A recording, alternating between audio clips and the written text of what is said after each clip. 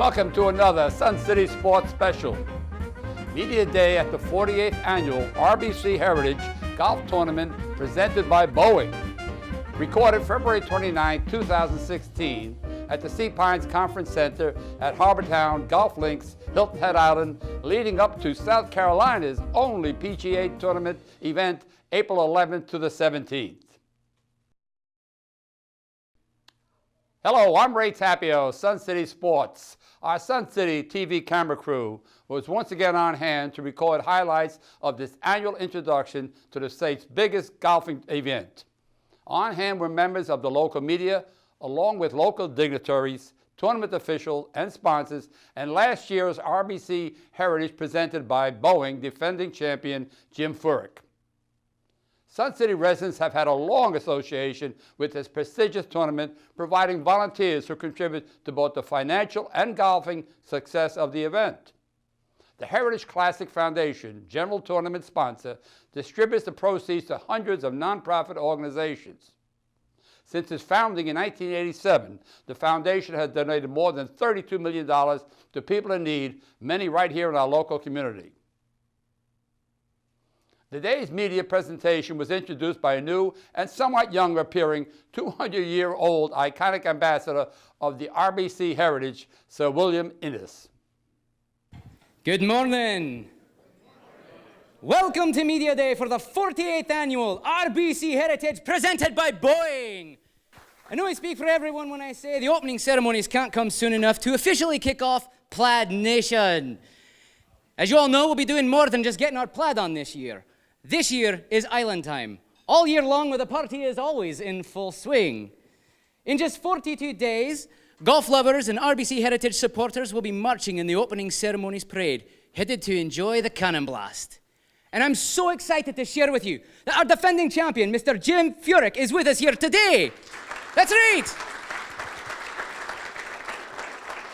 Who, for the second time, won the RBC Heritage last year. And we can all recall the moment when he outlasted Kevin Kisner at the second playoff hole. And what an exciting moment that was, which marked his 17th career PGA Tour victory. What an honor it is to have you back on beautiful Hilton Head Island again with us, Jim. We are so happy to see you. Plaid Nation continues to be the spirit that makes the RBC Heritage the most unique and the most fun stop on the PGA Tour.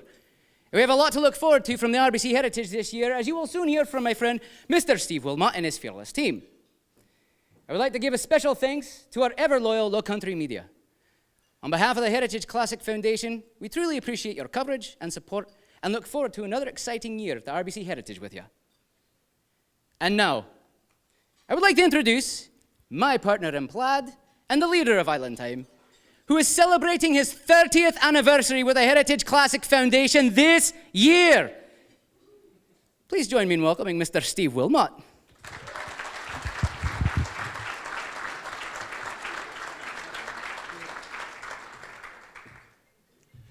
Actually, as some of you know, thank you, Willie. It's actually been 30 pounds, but that's another story. So, but again, Willie, I'm not sure how it happens, but it seems like after 200 and some years old, you seem to get younger and I continue to get older. So I think a lot of you know where I'm going with that one anyway. But thank you very much, and thank you all for joining us today. This is the 30th year of the Heritage Classic Foundation as well, and our chairman, Simon Fraser, is going to say a few words about what the foundation has meant to this tournament, but to this community in the state of South Carolina as well, and we appreciate that. I'd like to thank the Heritage Classic Foundation real quick, the leadership of Simon Fraser, Don Kuhn, our vice chair, Rick Reichel, our treasurer, Bill Miles, our secretary, but all the trustees. If you could all stand real quick. Thank you for giving our staff the guidance and support that we need to do what we do.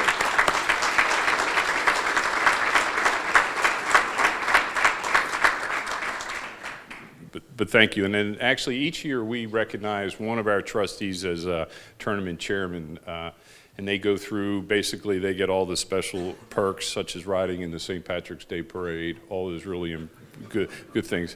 Charlie Roundtree is our tournament chairman this year. Thank you, Charlie. Yeah.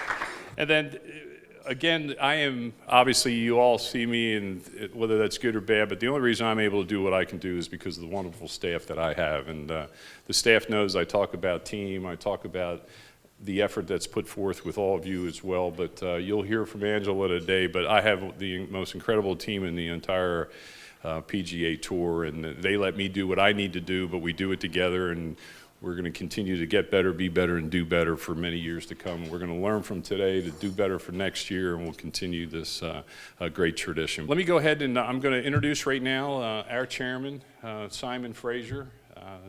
Simon's been the chairman for, well, I've been on the board for 30 years, but it's his father, Papa Joe Fraser, was the first chairman of the Heritage Classic Foundation, and Simon's going to make a few comments with regards to the Heritage Classic Foundation, but thank you.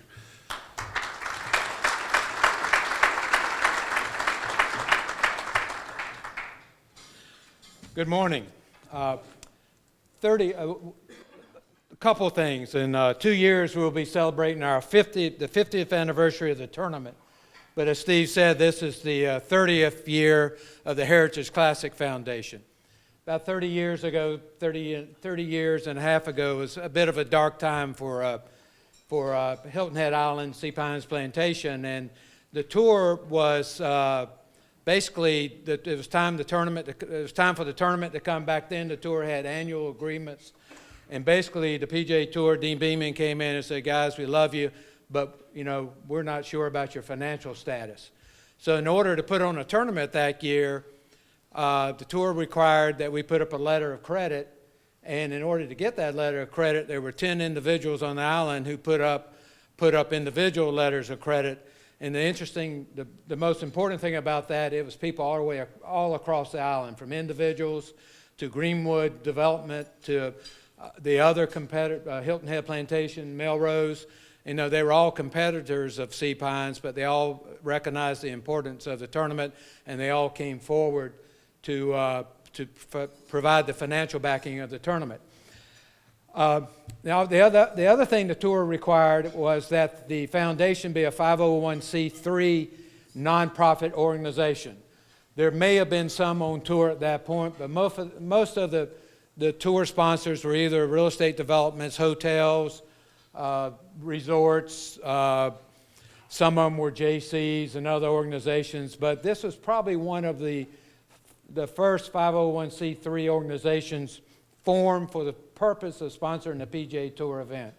And it more or less became the motto on the PGA Tour.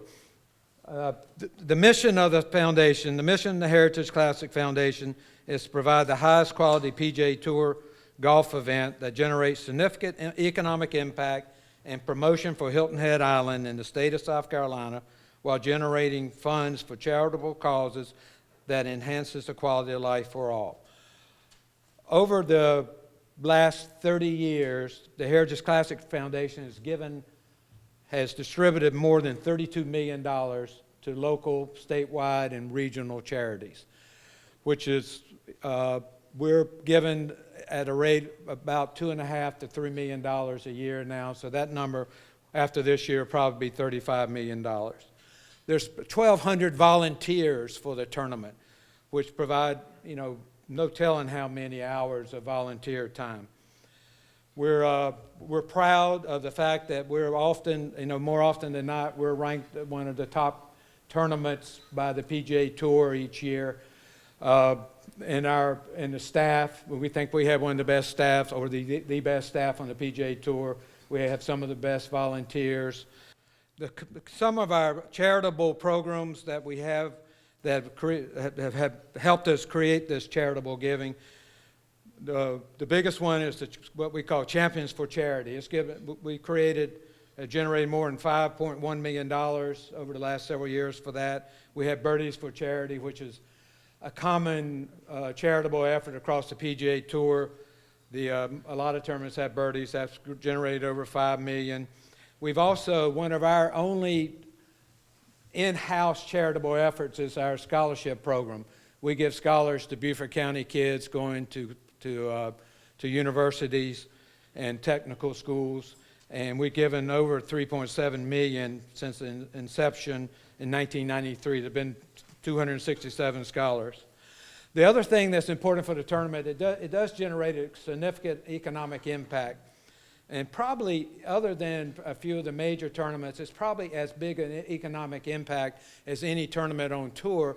And one reason for that, our patrons come, they're not local, staying at home, eating at home. They come in from elsewhere, they're renting, they're going out for dinner, they're playing golf, and they're travelers to the area.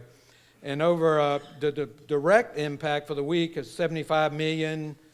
They estimate over 1,000 jobs created, almost $7 billion in state tax revenue generated from the efforts of the tournament, and the total impact of about 96 million. And to give some perspective to that, the Players' Championship, I saw a economic impact study for it a couple of years ago. Large tournament, one of the largest tournaments on tour. Their economic impact was virtually the same as ours. For that reason, I mean, they have a lot of people coming in, but we probably have a larger percentage of our patrons who are coming from afar. And what we also recognize, in addition to the economic impact, the publicity of the tournament may be the most important thing that it generates. It's basically a week-long television ad, and the economic impact of that publicity for our region would be hard to measure. And if it went away, it would be devastating, to the area. A couple of things that we have, outreach programs is we do blood drives with American Red Cross. We have this Plaid About Reading program with the area elementary schools. We have our South Carolina license plate, which generates money for our scholarship programs. And we have partnered with the state of South Carolina with Donate Life. The foundation also supports a lot of junior golf efforts, including the Sea Pines Junior Heritage, which is held each year in February, the South Carolina Golf Association Annual Junior Championships, the South Carolina Junior Golf Rankings, we support AJGA, the IJGA, which is a local golf school and competition, South Carolina Junior Golf Association, and First Tee. The First Tee, the Boys and Girls Club on the island, is about to open the First Tee, I guess, in the coming months here. We also, in amateur golf, we have one of the more prominent amateur golf events called the Players Amateur. We have each July, which, many of the top-ranked collegiate and even some high school amateurs play every year. And Steve can tell you, everything from the Ricky Fowlers to the Lucas Glovers to Bill Haas. I don't know, Jim. I don't think we had it when you were at that level, unfortunately. But many of the players you see play each year here did play in our Players Amateur. But again, thank you for being here today. We look forward to seeing your favorable coverage over the next few weeks and seeing you all here during tournament week. Thank you.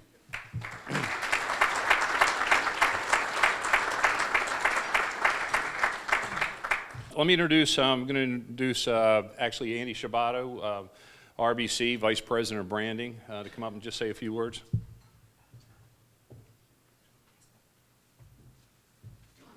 Steve, thank you very much for the introductions. We at RBC, we're so proud to be part of the RBC Heritage Tournament presented by Boeing.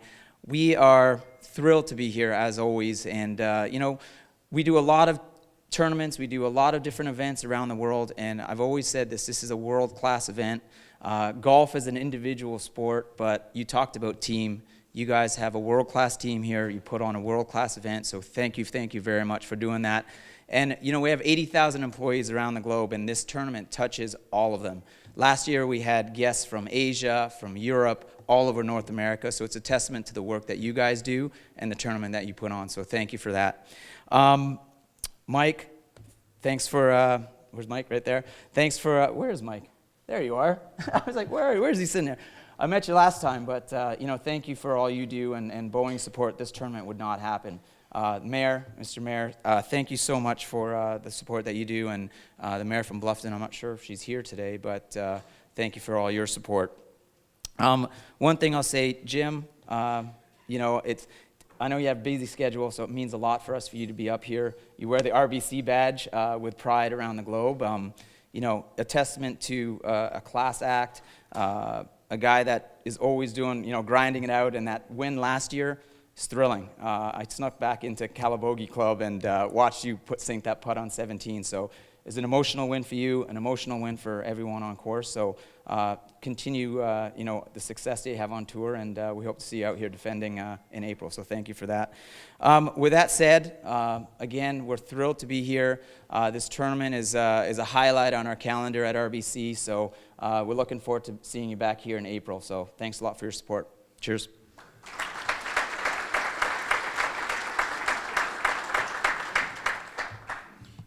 Thank you, Andy, and thanks for your team as well. And Mary DePaoli, we welcome you as well. I know you're a new addition to the RBC team and started in November, but we look forward to working with you and your fine team here, and along with the Wasserman Group as well. So thank you. But as Andy mentioned about the partnership with Boeing too, Boeing is our presenting sponsor, and Mike Zavada, I'd like to introduce yourself. And Mike is Boeing Commercial Airlines, a business operation, and it's interesting. Mike came in from Seattle. You all came in from Toronto, and again, thank you for the weather here. Mayor Bennett, thank you. Good job.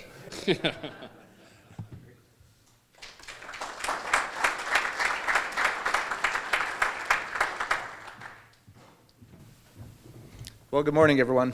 I'm Mike Zavada, Vice President of Business Operations and Program Management for Boeing Commercial Airplanes.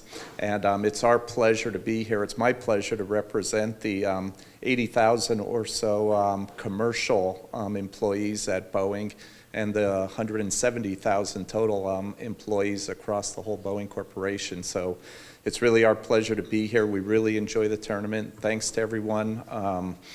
Steve, Simon, everyone that I've had the pleasure meeting over the last 3 years down here, and really had a great time. I'm replacing my former boss, so my first year sort of in the lead role here, a guy by the name of Jack Jones, who retired and moved back to Idaho, and is enjoying the winter weather up there, and certainly not this kind of weather. So it's really my pleasure to be here. A few things I just wanted to say. Regarding the tournament, again, our partnership with RBC, it's terrific. Had the pleasure to meet Andy, Mary, you know, and just work with your teams that have been here the last few years. It's really been a pleasure, a great partnership, and we really enjoy it. The other thing that I want to add, sort of to Andy's comments, we have a growing, I'll say, fan base in our customers and suppliers to the Boeing company that have been coming to the tournament now. This will be the 5th year. This year we have, I believe it's 15 out of 22 of our customers that have responded positively to coming down, playing in the Pro-Am, that are from international airlines, not US based. And we have 4 of our 8 suppliers that'll be playing in the tournament that are international-based suppliers. So really, we're not just drawing from the local area, which we're really proud of, and our presence up in Charleston with about 7,500 people there, but the international flavor and the interest from our international customers and suppliers coming to the tournament. So we really enjoy that. One other thing I want to bring up, the number 100 is really important to us this year at Boeing. It is our 100th anniversary as a company here in 2016. We have an exhibit going around the country right now, and it's called the Above and Beyond exhibit, and it really is telling the story of the 100 years of aerospace, Boeing's role in that, for everything from commercial airplanes to space exploration and defense products. But it really is a chance for us as a company to really get young people interested in engineering, math, science, really get them some exposure to it, really try to raise that next generation of leaders in our country that are involved in that kind of work, and because that's what we do. With me today is Dan Mooney. He's our Vice President of Engineering at our South Carolina, engineer by trade myself. but we really are an engineering company, and I'm really proud of the products and services we provide, and so we want to pass that on to the next generation, and you'll hear a lot of Boeing people talk about the next 100 years that we intend to be here. The second thing about 100, we opened our final assembly operations for our 787 Dreamliner in Charleston in 2011. Just earlier this month, we delivered our 100th airplane built at Boeing, South Carolina. So to build that many wide-body airplanes in that short a time is really a remarkable feat, and just a testimony to the team, the people, the community, all the support we get in the Charleston area. So I just want to say thanks to everyone for that, and we look forward to thousands more airplanes being built and delivered out of that facility. So with that, I'll turn it back over to Steve, and thanks everyone, and really appreciate everyone showing up today. Thanks.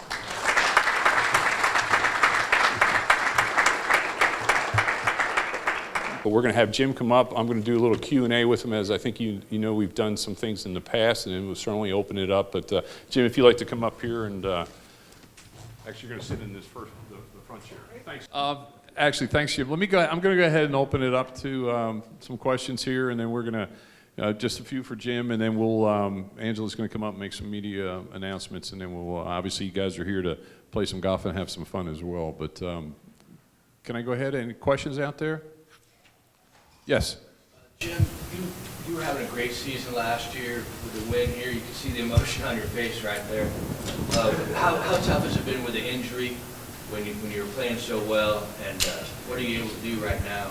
You know, originally it was disappointing to not be able to finish off the FedEx Cup and also the President's Cup. But once we got kind of moved past the President's Cup, I was happy that the tour kind of extended an invite to be an assistant. At least I got the camaraderie part. I got to go over and, you know, offer some help to the team. Obviously missed competing. And then I usually take a big, long span of time off and start the season at Pebble Beach. And I missed the Tournament of Champions, missed going to Hawaii this year, but it really started to hit home at Pebble, seeing the good weather. I've got, you know, a friend of mine, Phil Mickelson, leading for most of the way, and I'm watching on TV going, wow, you know, it's 72 degrees, there's no wind, it's sunny, you know, this is the year you want to be at Pebble. And so it started to hit home a little bit that I was, you know, missing some more time. And I love being at home with the kids. It's been a blessing to spend so much time with my family and to be involved in schoolwork, be involved in their after-school activities and sports. So I've enjoyed that immensely. But you know, I had surgery 4 weeks ago, and so what I'm able to do really is I started my physical rehab 10 days ago, and I've made, you know, leaps and bounds. I was barely able to move. You know, I had about an inch of movement both ways. Started kind of strengthening, and I'm hoping to get full range of motion in another week or so. And but it looks like as though you know, the doctor kind of gave me an idea that hitting balls would start about 8 weeks after surgery if all went well. So I'll stick to that plan and do the best I can with it. And but the missing it part and the wanting to get back to playing golf is I think what's kept me kind of on top of things and really, you know, doing as much as I can rehab-wise, and been putting a little bit at home, and started to hit some little chip shots yesterday. So, you know, just little bump and runs around the green, which is more of a putting motion. So it's been fun to have a club in my hand, and my boy is recovering from, he broke his collarbone, so he's been going and chipping and putting with me every day, so it's kind of been fun. Question, yes? Jim, if you think back in terms of the best advice you've had over the years in your career from some of your idols in golf, what would be the advice that you would give to young kids now coming up who aspire to be a Jim Furyk or you know, an up-and-coming golfer, boys and girls? What would you say to them? Well, I think a lot of it depends on their age. You know, I think for someone really young, it's in grade school, really, it's revolving around having fun. I mean, I'd teach them to, you know, the proper grip, and then I'd let them go just hit it as hard and far as they could, and really associate the game with fun. Because if you can do that, they're always coming back to it. And then, you know, I think with kids that are starting to get more in the formative years through the junior high and high school, you're teaching fundamentals, but the one mistake I think that I see so much now is a lot of kids can get so wrapped up with how perfect their swing is and feel like, you know, their swing has to be so textbook and so perfect. And I wish I could take them to the mini tours and show them how many kids have perfect textbook swings, but they never learned how to play. They never learned how to get the ball in the hole and score, and so that it's a combination of both. And then as they get older and they get to college, I think the best advice that I'd ever gotten, it was really through my dad, talking to Bruce Litsky. And I had a different swing, and so did Bruce. Once you get to college, your swing is pretty much, it's your thumbprint. It's yours, and it's innately ingrained by that point. You have to learn how to improve it. You have to learn how to make it better, but you don't need to change it at that point. You need to learn how to perfect it, trust it, and get better with what you have. So I think there's different levels of growing up, and it would depend on what age of the child it was. Well, actually, Jim, thank you. We're going to wrap up a little bit here. We got a few other things, but you have no idea how much this means to everybody in this audience, myself personally and professionally, the Heritage Classic Foundation, and you've been a true class act on the PGA Tour, Thanks. And you've been great to us here, and thank you. Really glad to be here. Happy that you had me, and you know, as I've said, for years it's been my favorite event on tour, and it's an honor to represent you all and to win here twice. Thank you.